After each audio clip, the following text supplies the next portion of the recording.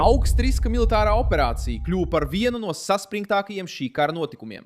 Jau šīs pirmdienas, 2026. gada 6. aprīļa pirmajās stundās, Vašingtona svinēja otrā F-15E iznīcinātāja apkalpes locekļa izglābšanu.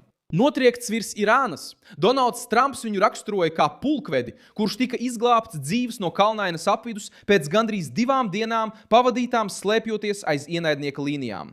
Šis notikums precīzi atspoguļo to, kas šajā konfliktā ir vissmagākais. Notikušais bija tiešs un nopietns. Piektdien, 3. aprīlī, F-15E tika notriekts virs Isfahānas provinces, un abi apkalpes locekļi katrs katapultējās dažādās vietās.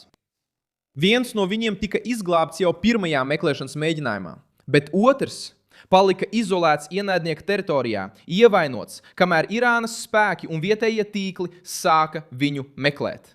Tam ir milzīga nozīme. Ja šis karavīrs tiktu sagūstīts, Teherāna iegūtu politisku un militāru trofeju kara vidū, kas jau tā rada spiedienu uz Baltānama tēlu. Tāpēc glābšana kļuva par augstāko prioritāti Donaldam Trumpam, Pentagona un ASV speciālajiem spēkiem. Šīs krīzes centrā bija virsnieks, kurš bija apmācīts izdzīvot, bēgt un izturēt. Saskaņā ar Reuters viņš guva potītes traumu, paslēpās plaisā kalnos un izdevās nodibināt kontaktu ar karavīriem. Kalni nodibināt kontaktu plaisa. Saskaņā ar plaisa A operação entrou em outro nível. Saskaņā ar Reuters, viņš guva traumu plaisā kalnos un izdevās potīt, paslēpās kalnos un izdevās nodibināt kontaktu ar plaisu, izdevās nodibināt kontaktu ar karavīriem. Reuters, potīte, kalni. Izdevās Reuters, potīte. Saskaņā ar guva potītes traumu, paslēpās nodibināt kontaktu ar karavīriem.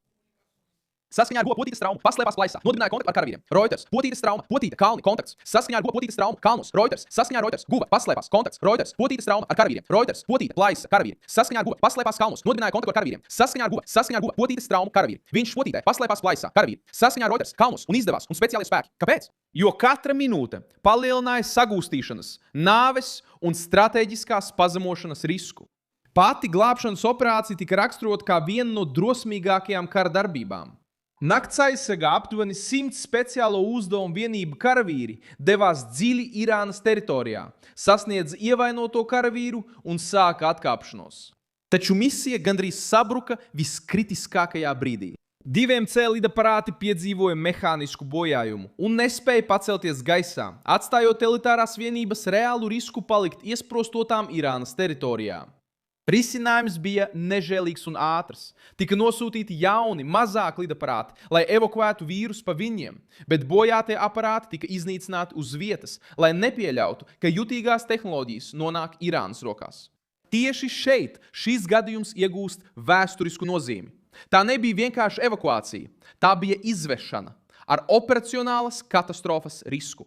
Šī rīcība atklāja arī vēl vienu neērtu patiesību Vašingtonai. Pat ar visu amerikāņu pārākumu Irāna joprojām spēja kaitēt ofensīvai, to aizkavēt un sarežģīt. Pati Reuters ziņoja, ka sākotnējās meklēšanas operācijas laikā 2 Black Hawk helikopteri tika sašauti ar Irānas uguni, lai gan tiem izdevās izkļūt no ienaidnieka gaisa telpas. Citā krīzes brīdī viens A-10 tika sašauts virs Kuveitas, kā rezultātā pilotam nācās katapultēties. Savienotajām valstīm izdevās izglābt karavīru, taču strateģiskā cena joprojām ir augsta. Līdz šim konfliktā jau ir gājuši bojā 13 amerikāņu karavīri un vairāk nekā 300 ir ievainoti. Turklāt Irānas spēja reaģēt joprojām ir saglabājusies. Kur tas mūs novedīs? Uz vēl bīstamāku scenāriju. Apkalpes locekļu izglābšana nebeidz krīzi. Tas notiek laikā, kad pieaug spriedze ap Hormuza šaurumu, naftas cenas kāpj un Donalds Trumps atklāti draud paplašināt uzbrukumus, ja Irāna nepiekāpjas. Galu galā šis notikums skaidri parāda, ka Savienotajām valstīm joprojām ir milzīgas militārās spējas atrast, ieiet, darboties apšaudē, izglābt savus cilvēkus un izkļūt no naidīgas teritorijas. Pat visekstremākajos apstākļos. Vairāk nekā tikai glābšana, šī rīcība parādīja spēku, tvērumu, organizētību un karaspēku. Atbilde, ko spētu īstenot tikai dažas pasaules valstis, vēl vairāk nostiprinot priekšstatu, ka Vašingtonas rīcībā joprojām ir kara mašīna, kas gatava rīkoties ar precizitāti, ātrumu un milzīgu triecienu jaudu.